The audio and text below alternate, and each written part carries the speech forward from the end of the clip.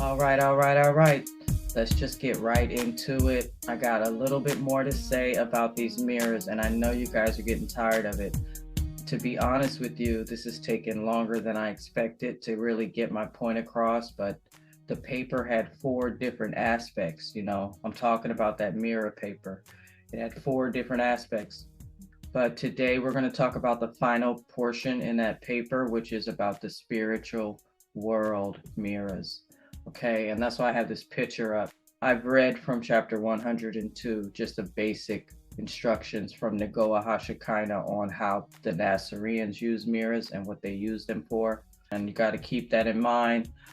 And so now we're going to talk about crystals on this video. And I know that these subjects, crystals and mirrors and stuff, is what we call taboo, but it's also tabooty, where it's rich and full of knowledge and information that can help us to understand the world around us and the world that we live in. First, we're going to read some more from Wizardess Mecheza, but I wanted to show you guys a few things right before we get started. I ran across this guy's story, John D. Now, I had heard about him in the past, but I hadn't really read up on him. And this is a nice blog. It summarizes everything up. And it does say that at one point he was using obsidian mirrors, small crystal balls, and shoe stone to try to contact angels. Okay. And that's in direct violation of the Nasarean teachings. I'll show you real fast. Chapter 42. The Lord and the lady instruct John's remnant. They asked her, because at that time there was a lot of people saying that they were channeling Moses. I don't know how they were doing it, but the Lady Christ says that the Nasarean tradition forbids channeling because it is a dangerous and unreliable practice. So the Nasareans don't use mirrors for channeling, and that is exactly what this guy was doing in the pursuit of heavenly knowledge. And the sad thing it says is that he never even got any answers to the questions that he was asking. But they were fooling around, him and this guy named Edward Kelly. So that's another reason why it took me 40-something years to touch my first crystal. But they are very important. They're called healing stones in the Megillah. I've done a couple of videos on them because they are connected to the Essene tree of life. This is a picture of the Essene tree of life. It's in the back of the 2025 Essene calendar. And you can see here that all of the roots on the tree of life have crystals that correspond to them. And they also correspond to our chakras. We're told in this Megillah that this tree of life is within and all around you.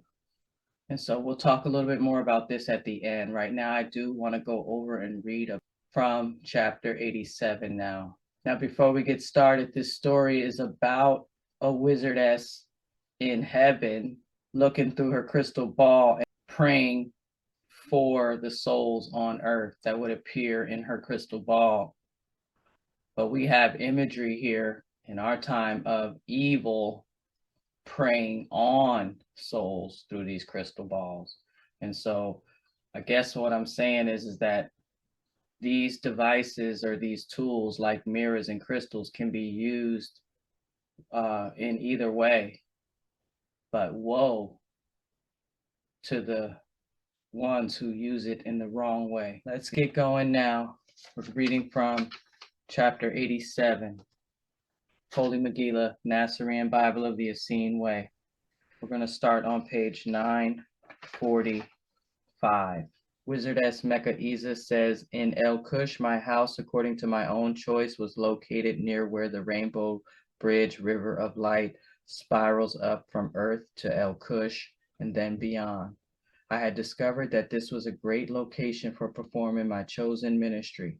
That ministry was to sit in my treehouse and gaze into my crystal ball after reciting the following prayer: Elohim and Jaja, who am I destined to help with my prayers this day? I skip down now to verse 290 just for time, but hopefully you have the Megillah and you can read the in between the lines. She said, each day that I felt called to, I said that prayer and then gazed into my crystal ball. I had been gifted this crystal ball by the heart of the holy mountain at the highest elevation of El Kush. It came from the heart of the mountain, already formed in the shape of a perfect sphere. It rode to the surface on a magical underground stream and rolled to me from the sacred waterfall near where I sat in meditation one auspicious morning. So if you're new here, you may not know that El Kush is called the first heaven in this chain of 7 heavens. And so she was in heaven, you could say. So when they say in El Kush, that's like saying in the first heaven. All right. And so the reason why I brought that up is because this place where we live now, this world used to be a first heaven. And so I keep repeating and reminding everyone that everything that's happening in El Kush coulda, woulda, shoulda been happening here. And it's possible. That's probably why we have crystals here. I looked this up to see exactly a quick summary of where crystals come from. And it says crystals are formed through a process called crystallization. And I guess there's 3 different types of crystals. It says overall, the formation of crystals is influenced by factors such as temperature, pressure, and the chemical composition of the environment. And so this is proof that this is a first heaven, or that it was before the fall, right? And in this Megillah also, it teaches that there are multiple heavens and multiple hells and some stuff in between. And that's what this world is. It's called a contested world. It's like in between. And so we're trying to fight to bring back the Eden paradise. And that's what this is all about. And these are tools. That's why I'm bringing them, because I used them. They helped me in my life. And then I came across this reading and I'm understanding why and how they helped me now. So back to chapter 87, where we were reading about the Wizardess Mecheza, who had a prayer ministry. We ended when she got her crystal ball. Remember, it said that it came from the heart of the mountain, already formed in the shape of a perfect sphere. It rode to the surface on a magical underground stream and rolled to me from the sacred waterfall near where I sat in meditation one auspicious morning. She says, having taken it that morning to my treehouse, my prayer ministry began that day. Each day that I felt so called and chanted the prayer, Elohim and Jaja, who am I destined to help with my prayers this day? Behold, the image of a human or animal on earth appeared, often in some sort of situation, and I prayed for them. But on the day that I met Zebulon, which is the same day that I lost my legs and came to earth, something different occurred.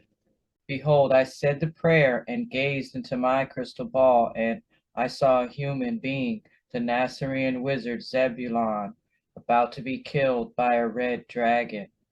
Now, red dragons have made an agreement with Abraham and Sarah not to directly attack humans until the era called Armageddon is upon us, and that treaty is then ended. However, if you know anything about red dragons, you know that they are not to be trusted to keep promises or treaties very well. This is a few times that I read this same statement, because it's a few times these red dragons done crossed the line. And that's another thing I was trying to bring to light with this video series, that it's happened so many times that we should prepare ourselves. She says that is why they are ruled over by black dragons. Though just as evil and even more cunning, the black dragons have more self-control than the red dragons. So seeing this red dragon about to attack Zebulon on earth, a clear violation of the treaty, rather than try and form a prayer, behold, without thinking about it, I simply jumped into the rainbow bridge, river of light. and was instantly on earth, standing between Zebulon and the red dragon. The swipe of the clawed arm that had been meant for Zebulon hit me instead, cutting off both my legs.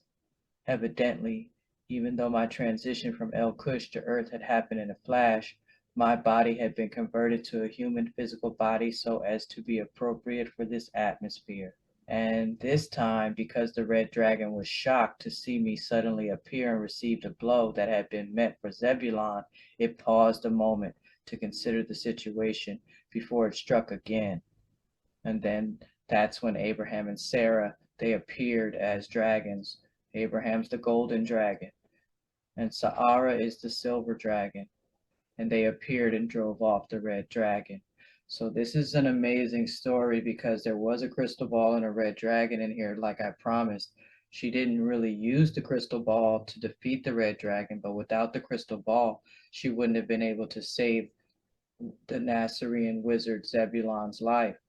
And so that's what I'm trying to say, is that these crystals can aid us. So here is another story that I've done on my channel already. It was about when Miriam was 7 years old and she was lifted and taken to El Kush. It's in chapter 8, goes back a few verses, but in the very beginning of the story, the first pair of Alifim, they danced. One is male and one is female, and they danced and they gave her a red ruby. And then when Miriam got back from El Kush and was back on earth, she started to gift those stones. It was 7 of them. They correspond with the 7 chakras. The first one that she got was the red ruby, and that was the first one she gave away. She saw a man who appeared to be lost, and he was lost. He said he was weak and disoriented. So she gave him the red ruby, saying, "Hold the red ruby in your hand and think of the sun." The man did so, and behold, as he became oriented to the sun, which is the center of our solar system. What a gem. Remember now, in the Nasarean teachings, there are many, many solar systems. Okay, but the sun, our sun in this one, is the center. And then he became centered in his own body, feeling balanced and at home.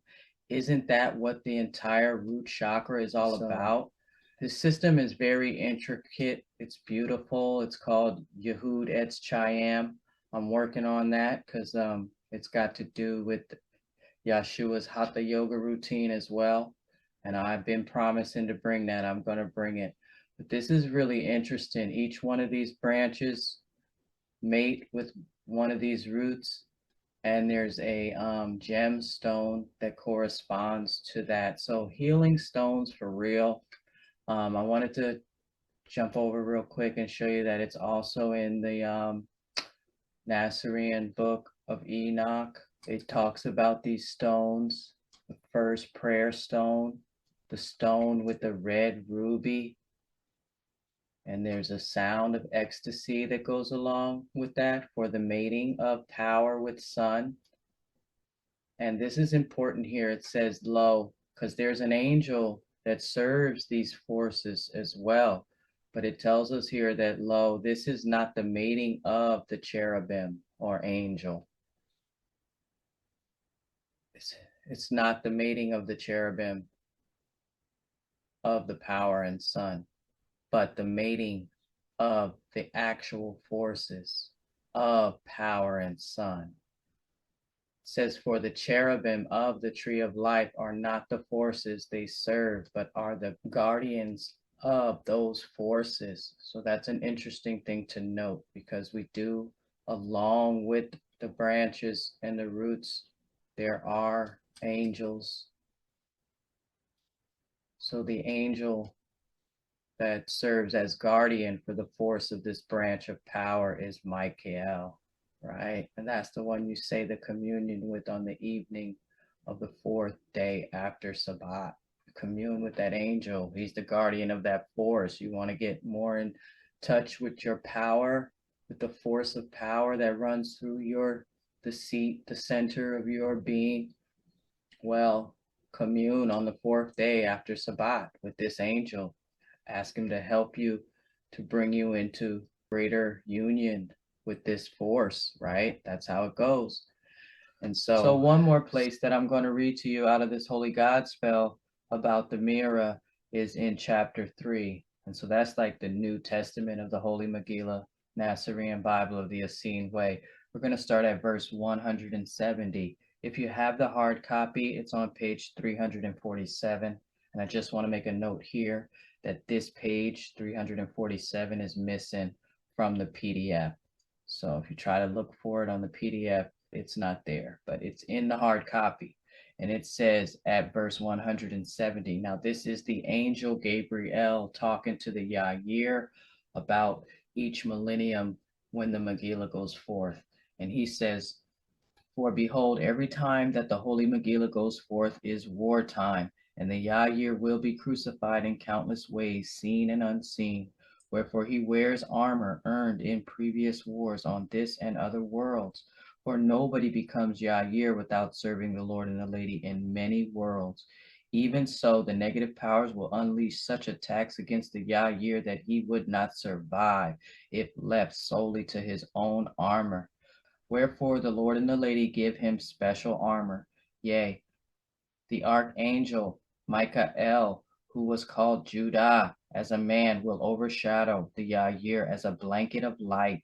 But this light is not like ordinary light. For behold, this light has the ability to reflect demonic energies back unto the sender. Wherefore, the Yair at the start of a new millennium will also be called the mirror. Pretty fresh, huh? And it says, and any demons who directly attack the mirror will be consumed by their own evil, for lo, evil always returns to its sender. And in this case, the return will be expedited and magnified. Yea, the demons will taste their own rotten fruit. So we'll stop there, but it does keep going. So juicy, man. There we have another instance in this Megillah where it's explaining to us this type of spiritual mirrors, and you know, they're like an armor. And so I'm definitely connecting it to crystals and that they can help us here. I think there's like one or two more things I want to show you, and then we're going to get out of here. This mirror talk kind of started all the way here from this video titled Red Dragon 2, when there was another Alephem who his name actually was Gawenjaman, and he used a magical mirror to defeat a red dragon. And so I'm just trying to make sure that we're all armored up, guys, because these red dragons, it says they break treaties all the time. And there's at least 3 stories in this Megillah that I've read so far where they have tried to attack humans on Earth. And one of the tools was mirrors. And I think that the Alephem mirror is actually maybe a crystal ball or something like that. I still haven't been able to show that or find that in the Megillah. But remember, guys, the Megillah is not finished. So I'm definitely telling you guys to get armored up. Last thing I want to read to you is from the golden dragon, Abraham. And it is appropriate because when we were reading about this force, these forces, and this ruby, you see here closely, it's Abraham, who the chief angel. Abraham is the angel of sun. And so he's got some instructions for us about the mirror too. Let's jump over there real quick. Axiom 7 of the Golden Dragon, he says, to look into the magic mirror is to practice self-reflection. Know yourself. This is called tezapa, inner gazing. When you know the answer to the question, who is the one that is inwardly gazing, then you have truly seen yourself in the magic mirror. That magic mirror is self-awareness. I just got the knocking in my chest. Amen. Then you know that you are created in the image and the likeness of the self-replicating Holy Trinity. Until then, you are spiritually blind. Yea, until then, you stumble blindly from one painful experience to the next. truly, until then, until you see yourself in the magic mirror and act accordingly, which is lovingly, there will be much weeping and gnashing of teeth. These are called the emerald tablets.